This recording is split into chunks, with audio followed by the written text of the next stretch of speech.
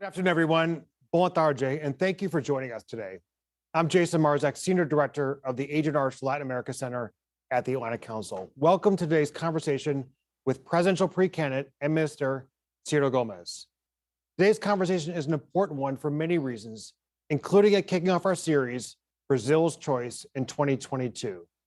The series of events and publications will provide laser-focused analysis and insight on the issues driving Brazil's October elections, the country's democratic institutions, and its priorities for development. As a nonpartisan organization, it's important to advance thinking at this critical time and to do so with all presidential pre-candidates. Therefore, we've invited to the in-person or virtual Atlantic Council all pre-candidates with at least 1% voting intention as of January 2022 who remain in the race. That includes, in addition to Minister Gomes, President Bolsonaro, former President Lula, and Governor Doria.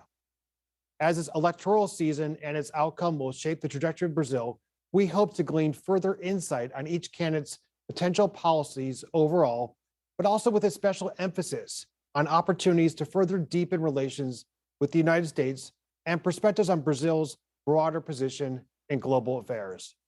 The October elections will happen amid a backdrop of political polarization and the need for forward-looking public policies to rebuild from the COVID-19 pandemic. This makes this year's vote all the more important. Amid this backdrop, it's great to welcome back to the Atlantic Council studios, Ciro Gomes, former mayor, former governor of Ceará, former minister, and former congressman. And I say back because in 2017, Ciro Gomes came to the Atlantic Council at that time for an important conversation on Brazil's path ahead as the country recovered from major protests, as well as the impeachment at that time of President Dilma Rousseff. Much has happened since then. A known figure in Brazilian politics, Mr. Gomes blends years of diverse expertise across government with specialized knowledge of Brazil's economy and political system. Running for president for the fourth time, Minister Gomes is the presidential pre-candidate for the Democratic Labor Party, PDT. With 6 months before the election, today's conversation will shed light on Brazil's political system, economic challenges, post-COVID recovery, foreign policy priorities, and of course, Minister Gomes's vision for Brazil if elected president. Mr. Gomes, once again, welcome to the Atlantic Council. Thank you for being with us today. We look forward to a very engaging conversation. I will now turn over to my colleague, Valentina Sater, Associate Director and Brazil Lead at the Agent Orange Latin America Center, to moderate this timely conversation. Valentina? Obrigada, Jason. Mais uma vez, bem-vindo a todos. Antes de começarmos, eu gostaria de lembrar aqui, se vocês Before we begin, I want to remind you that if you're virtually joining us, you can join us via Twitter using the hashtag ATLATAM and AT Brazil. We have simultaneous interpretation via Zoom and live through our YouTube channel and through Twitter. Without further ado, Minister, thank you for your presence here again. And I want to start our talk talking about democracy. You've had a long political career, as Jason mentioned. In 2017, you were here at the Atlantic Council and talked about Brazil's future. And então vou abrir aqui said, umas aspas. Em horas de confusão, o importante times of confusion, the important thing is attachment to the rules, the love of democratic institutionalities, what you said at the time. What is the challenge that the current moment presents for democracy around the world? And how can one seek to recover love and democratic institutionalism? Thank you very much, Valentina, and thank you again for the privilege to be here again at the Atlantic Council. I want to thank Jason. Prefer my native language, my beautiful Portuguese, Brazilian Portuguese, but it's very, very special for me being back here at the Atlantic Council.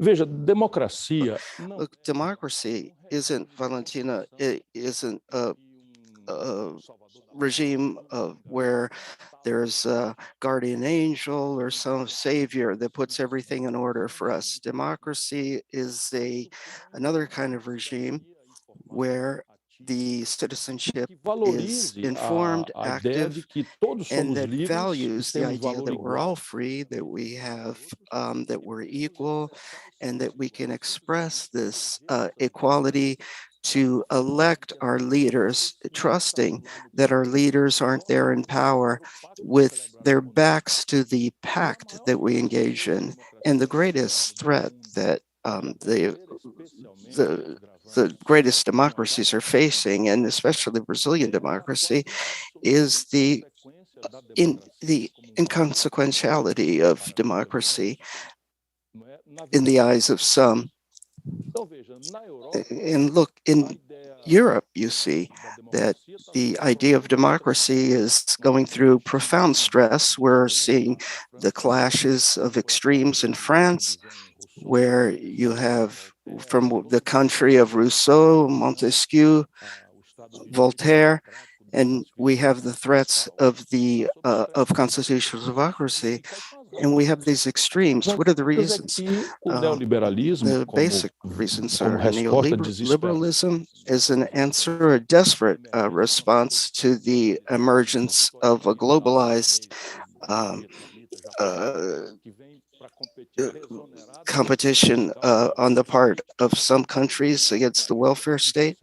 And there is an inconsequential tragedy, a consequential tragedy, and the decolonization that's invading the continent, it's invading Europe, and that's affecting a great many European countries with unemployment and the problems of immigration that are affecting these people.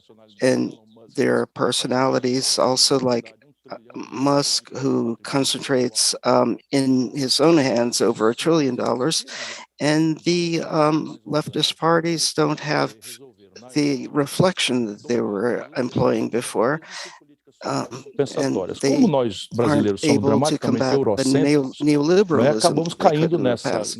And Brazil is going through a great problems when we were trying to enable a state that takes care of the well-being of all, and the promise that is facing us now before elections. Brazil has, in terms of those who work in the informal economy or unemployed, 70 million, and this means almost 60 to 70 hours of work per week without rights for 13th salary, for vacation, and we have in this universe 60 million without social security rights. And so since the PT regime, and before this, I'm not mentioning Bolsonaro at this time, the practice is the same though. We have 20 these milhões de pessoas stresses in nasceram the nesse período. economy. 20 million people have been born in this period since the rise of the PT, and demanding school and proper education. Of course, the teachers are heroic, but it's schooling that is very that isn't doing its job, that isn't producing results for the population. So, but there is an authoritarian appeal that's very attractive to many people, to desperate people. In this sense, in producing results for the population, we have elections for state deputies and governors. What's the role of local government and state government in order to make this accessible, the government accessible? Your question is a very intelligent one, because we haven't lost the promise of democracy.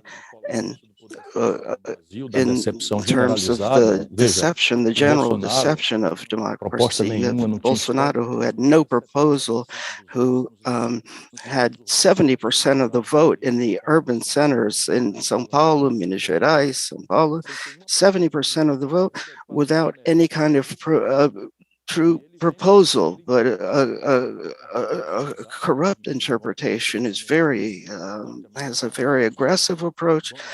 He employed Steve Bannon's thinking and interprets a rancor among the population through an explosive political problem with the generalization of corruption. And as a central aspect of growth, which is and the existence of corruption in Brazil that's continued through many presidencies. The presidency of Bolsonaro is Valdemar Costa Neto, who was imprisoned during the Lulu government. E assim são as mesmas pessoas, as So rigorosamente. they're the same people who are ruling the country, and the people are tired of this. So what's happening against this frustration?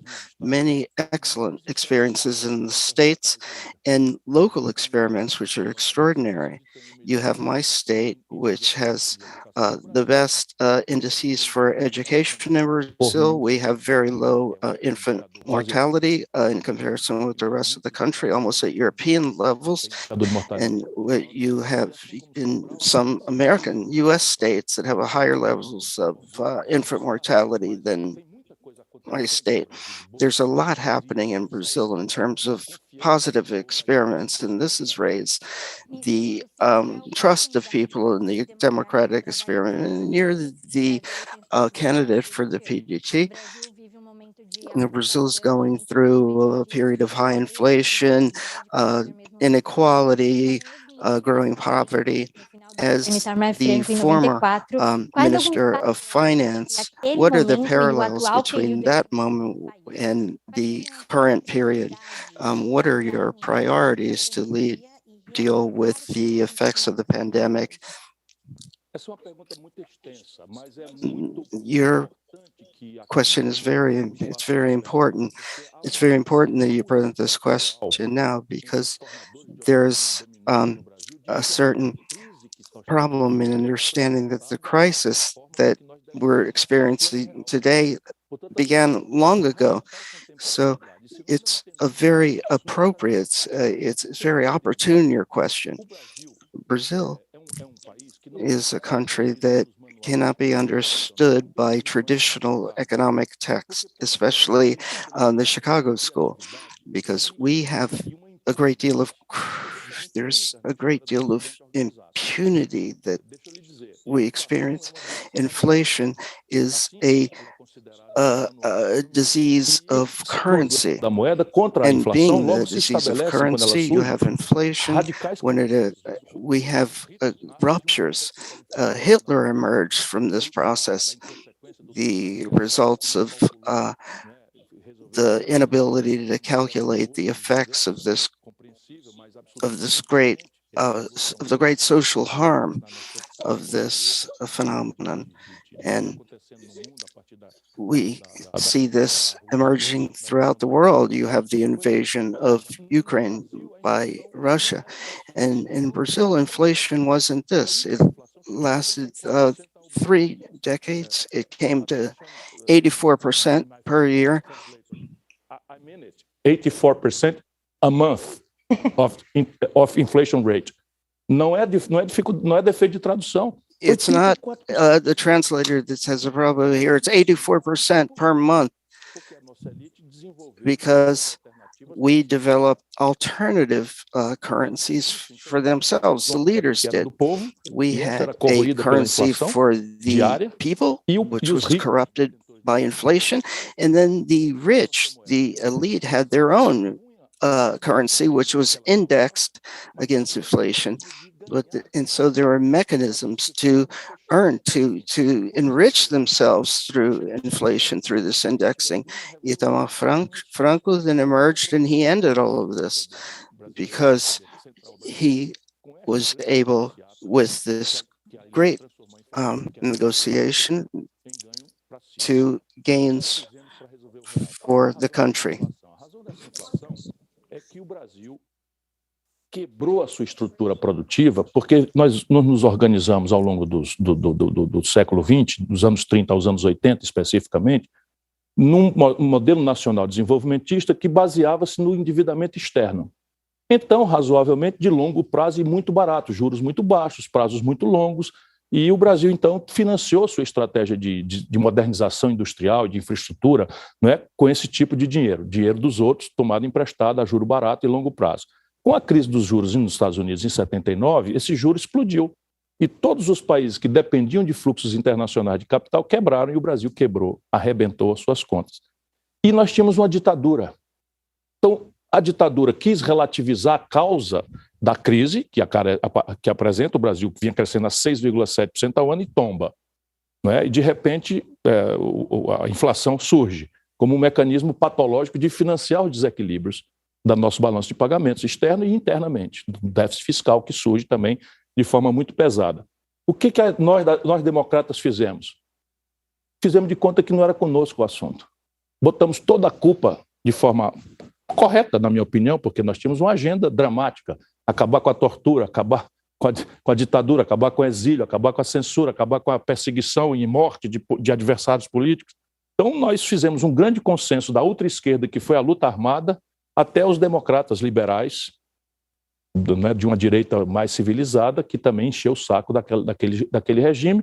E se nós fôssemos discutir qualquer coisa que não fosse a mera reinstitucionalização do país, a reunião não acontecia mais. Então, nós superficializamos o debate, anistia, constituinte, eleição direta. E a economia fica para depois. Só que a crise era estrutural. E esse fica para depois está até hoje.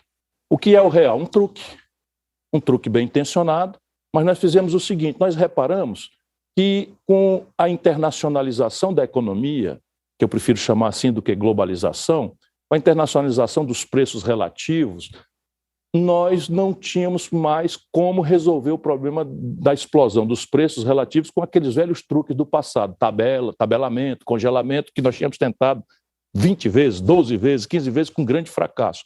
E aí então descobrimos que tem um preço relativo que mexe com todos os outros preços da economia, o preço do dólar. Este preço a gente manipula. The Como? problem we can manipulate, we can increase the interest rates, and then we can attract to Brazil a lot of dollars, speculative dollars that it's like it's without any commitment. They come and then they go away really quickly, and our currency appreciates, and then the prices are lower, and then it's cheaper for someone in São Paulo to go to Miami than to Fortaleza, and people think, and the politicians learned about that. That was supposed to last for 6 months, and now it's keep going. And the consumption increased, and then we have imbalance, and then Brazil goes bankrupt, and then this devaluation of the currency goes to the inflation, and then the interest rate goes very high, and it has nothing to do with the demand, because the inflation is handled with the interest rate when you have more people that want to buy, and the price tend to increase. So when people have credit and their own money, that's and if you make the credit more expensive, you decrease the demand, and then you can combat inflation. But we don't know what that's the consumption, the will to consume that we have, and then people don't have the income to do that. So if they offer it 12 days in installments, then they can do that. So they can increase the price by doing this because the installment is low. So we need to take care of that. Brazil needs to resume to recover its growth, economic growth. Without growing the economy, we can't do anything. For example, we talk about unemployment, 12%.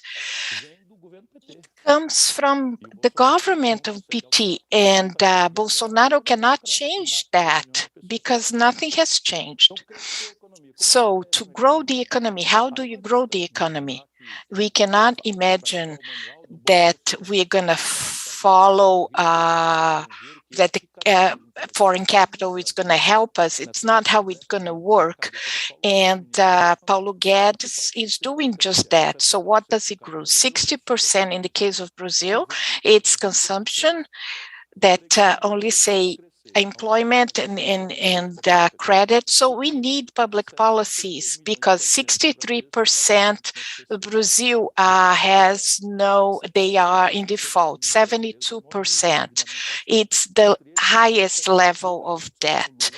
And also we have 43% and giving it to corporations, education corporation, and people don't have, they have a lot of young people that are in default. And so we need a public policy for that. And what makes the economy grow is private investment. And it's been 13 years that it doesn't happen. How are we going to invest that we have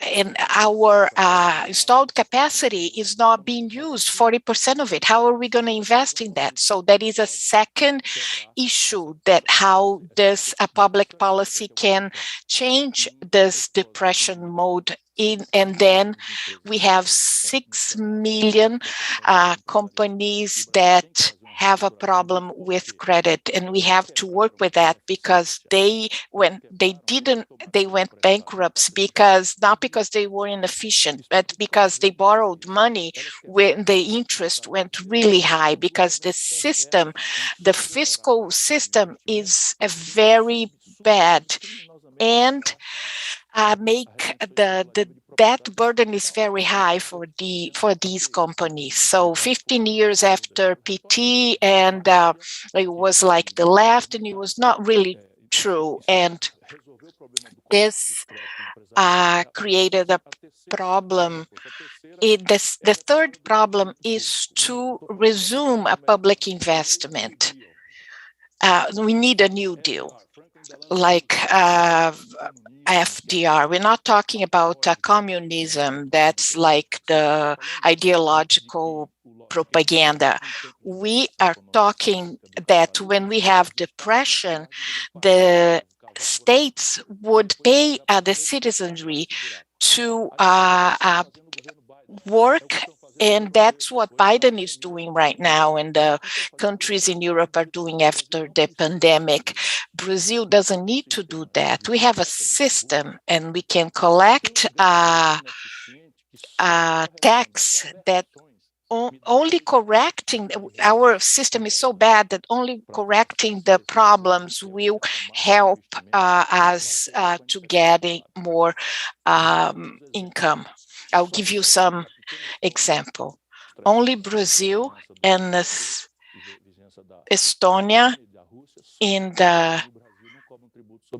that don't charge dividends and corporate profits.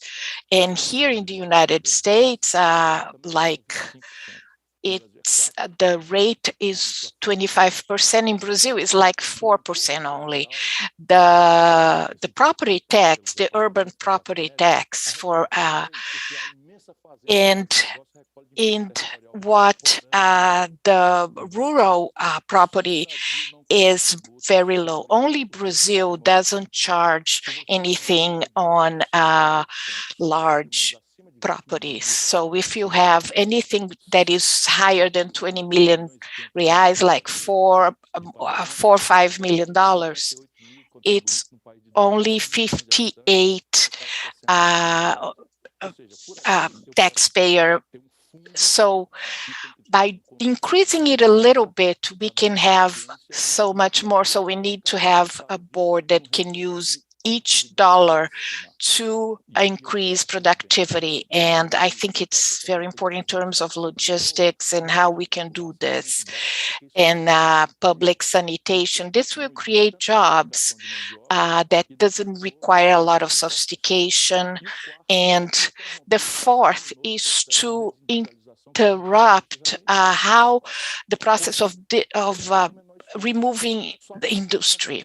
So if you see health, for instance, like acquisitions, we 17%. And Bolsonaro made it so much worse.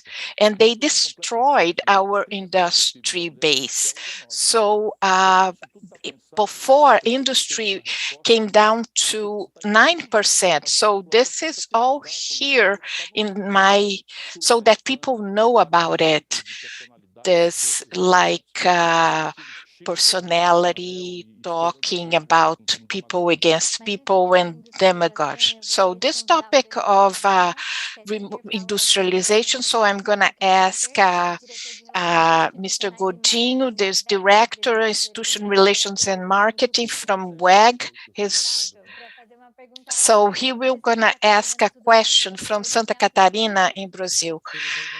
Hi, Daniel. Good afternoon, everyone. Good afternoon, Ciro. My question has to do with the industry. As you know, a lot of countries are adopting policies to promote strategic sectors, like the United States, China are using incentives for the green economy. And these are, it's not only, and you also mentioned health and other areas that can do that, but these two areas have been very important in all the economies. Like in case of the United States, when we talk about the infrastructure package that was approved last year, the discussions about the Green New Deal, and the US government has been using resilience for supply chain and bring some of it to Brazil over the next few years, and like semiconductors, health, and batteries. My question is, in this context that the world is doing and taking into account Brazil reality, do you consider policies, sectorial policies like that in the areas of trade and science and technology in Brazil? It's, my appeal to the Brazilian people is that we have to understand that it's not an individual, it's a political governance. And the model, this economic system, is that based on what I said, when we changed from the real plan, we only have one only party, just one party. The interest is so much higher than the private economy. So for a startup, for anything else, anything new that is coming up, but we are talking about economy, we have like 6-7%. It's so much higher than that. It's been like that for 20 to 30 years. So to take care of the principles of economic, we have to do that to increase competitiveness because our industry is stressed. We have so they work a lot with that because we have exports and manipulating the interest, the exchange rate, and they have some technological sophistication to handle with it. And so they can create some scale, but this is not the problem that with so the first question is to organize the political so that two prices can help with competitiveness of the producer for the Brazilian productivity. So we can talk about that. And then we have to clearly have sectorial policies that will deal with all the possible mechanisms, legal, and also the international trade organization or anything else. I'm talking about new things. So when we talk about This demands a partnership with the government in these three aspects. You can do this through many ways. You can do it through the status way, through petroleum and gas. There's no doubt that a country like Brazil can debate in any aspect, in an international aspect, and we come to the conclusion that Petrobras must be a state monopoly, and it has to be verticalized so that we have efficiencies through corporate governance and other benchmarks. I know how I'm proposing this to convert Petrobras into a great energy enterprise. Proximamente quer dizer 2 décadas, 3 décadas, e convertê-la numa grande e moderna empresa de energia. Mas into a modern energy company. But you can experiment with new ways of economic organization. The health area, for example, which is we have tools in this area. We can have regional development in a country that's so heterogeneous, and we can through thousands of small micro producers if the state provides training, provides access to the market, financing, which would be through governmental purchases and the creation of demand, forcing them to provide services according to benchmarks. If China has scale, it has to pay for logistics, which we don't do. This is all thought out very clearly here. And the 4 great examples go through this: the bioenergy and energy, the industrial complex in various industries, and the most aggressive, the most competitive agricultural economy that has few rivals, only the U.S. Agricultural economy, but we import all of our fertilizers from for example, Russia. That's why we're in the situation we're in today. These fertilizers are exploding in prices, and our foodstuffs are all the more expensive when we have all of the resources in hand to produce our own fertilizers. But we're not availing ourselves of the great capacity that we have. That's because Brazil has no direction. We have 80% of our fertilizers are imported, 100% of the agricultural implements. Jaraguá, where he's from, this a Brazilian capital of corn. They buy a bag of corn, and it's by unit, not kilo, and it has 150. You plant it, and now it's much better. And it's at an exorbitant price. The technology which is applied to the corn that's planted in Santa Catarina is handed to a multinational, and it's dollarized, and the foodstuffs become too expensive for the people. And we don't want to give, for example, Embraer to the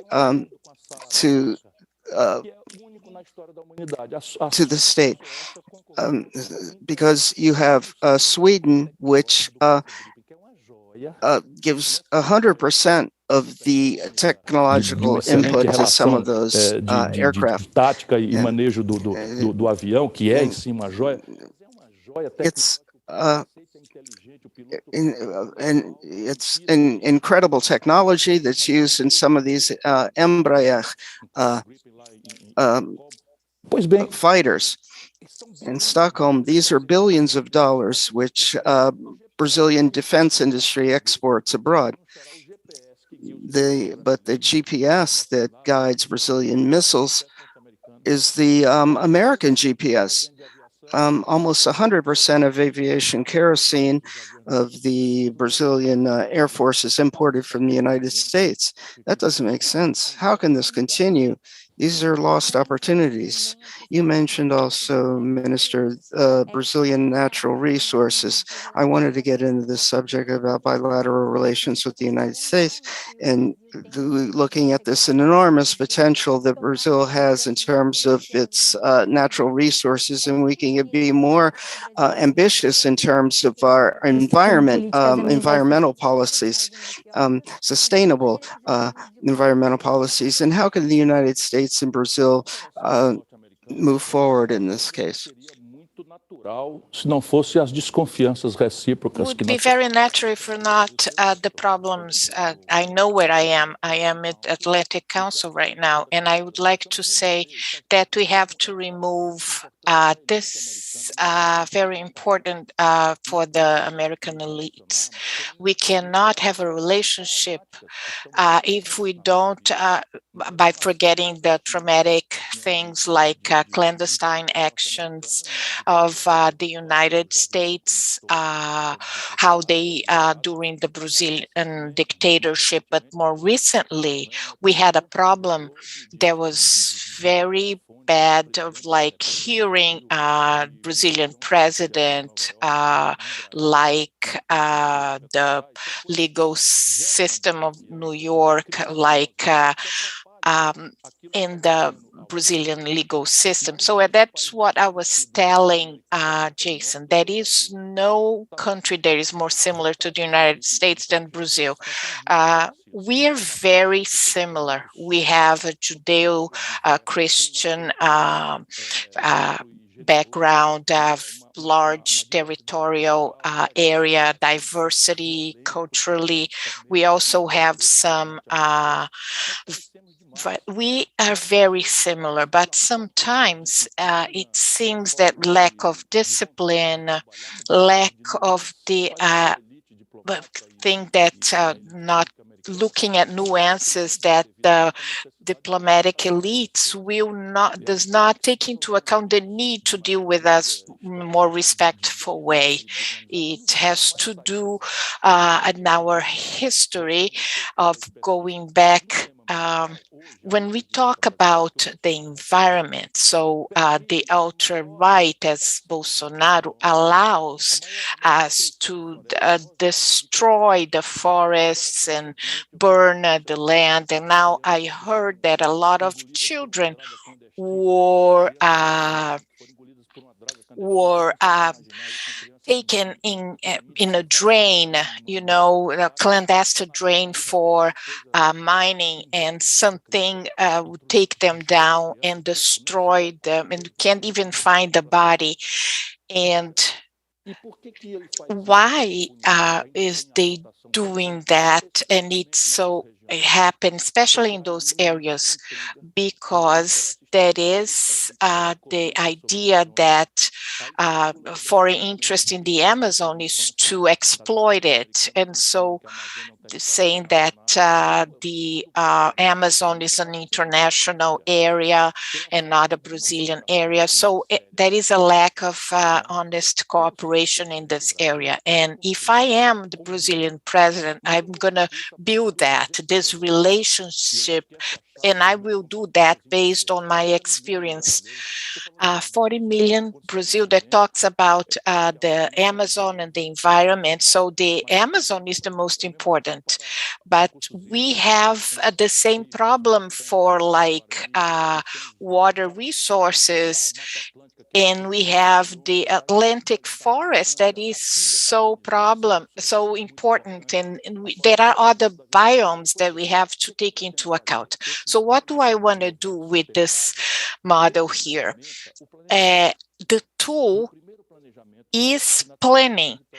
and like zoning and agrarian planning. How can we do the zoning from the environment and like occupation, and how can we do that? Because 30 years ago, with Brazilian elites called people from the south and the north to come to the Amazon so that they would not,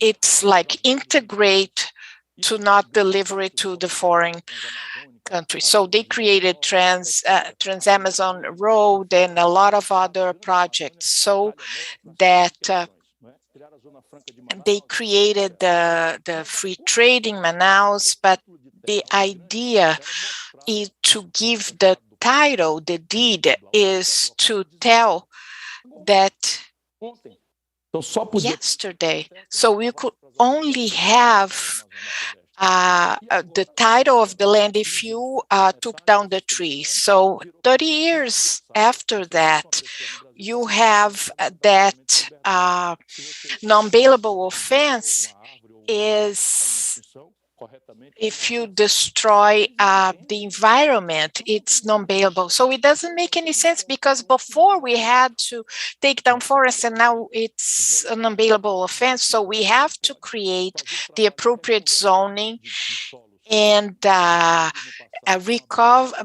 restore some of the soil that had been destroyed, because they only know how to take down the trees, and now they want to plant soybeans. So we have to go back and recover the soil and diversify production. So this has to be in a way that's very organized. But after Brazil has done that, the world needs to cooperate with us. They owe it to us. It's not only for Brazil, it's for the entire world. Now we are almost at the end of our time. I'd like to call she is a correspondent of the Estado de São Paulo, and now she's covering the election in São Paulo, Beatriz Bula. Agora sim. Obrigada, Valentina. Thank you, Valentina. Thank you, Jason, for the invitation. Good afternoon. It's good to be here with you. Ciro, I'd like to ask about your proposal and how to be competitive in the election in October, thinking about coalitions. We've seen that has been some movements with regard to parties that want to create a viable candidacy that is competitive, that is not Bolsonaro's or Lula's.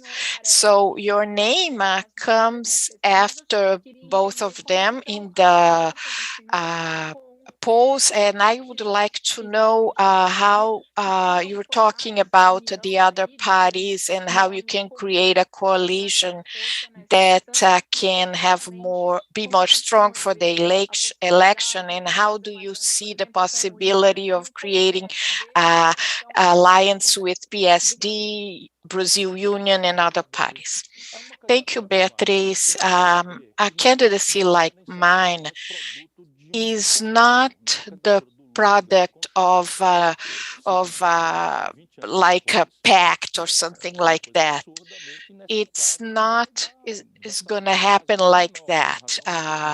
It's to try to get someone to the power by removing some competitors like Alckmin and some other bolos, and so it's a not well-matched marriage, and it's not going to have good results. So my candidacy is based on a new economic model. So what is the economic model of Fernando Henrique Cardoso? What is for the Lula?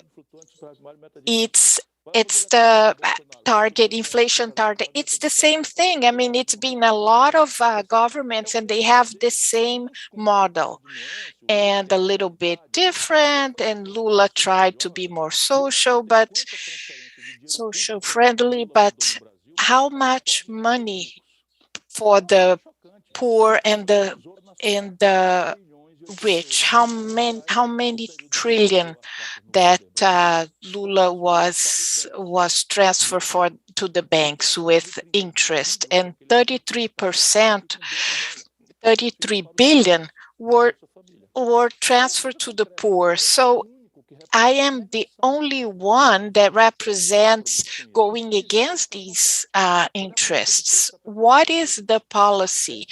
It's the same, and my policy is different. If we can discuss that right now, what is the logic of privatizing Petrobras? But I'm going to say it again. Lula privatized most of non-voting capital in Petrobras. And when you do that, so many actions to a private shareholder, it's going to be there, and they will want to have a price policy that will give results for them. And so that is a story that is going to happen. Since I am against all of this, I'm not going to govern with this old guard in politics. So to get away from corruption and from everything, and also my challenge, my path is different. Resilience with the people, working together, coming to Washington. So someone asks, you really deal with the details and answer the question to the best of your knowledge. So that the election is based on ideas, not a cult of personality, and the results it has to do to the people. So I've been doing that, and I've been successful. So it was virtually in the past when I came to the Atlantic Council, and Luciano Huck was a candidate from the elites. And after we have Mandetta, we have Sérgio Moro, and they want to by preserving the model, and they will make the things have changed. And Lula is old, and he's talking a lot of rubbish. And if I am able in May or June to demonstrate that I am a good option for the two other people, I have a good chance to capture this.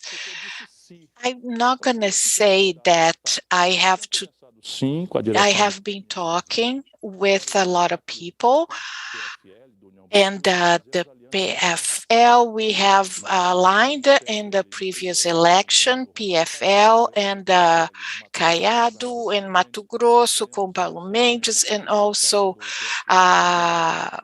in Salvador against PT. So it's a conversation that has been going on for a long time, and we have been dealing with that and supporting in Ceará. And PSD is also, I've already supported Kalin, the mayor in Belo Horizonte. I have a lot in common with the Rio de Janeiro mayor. So I have been talking to a lot of people and telling them that I am a viable candidate, and that's very important.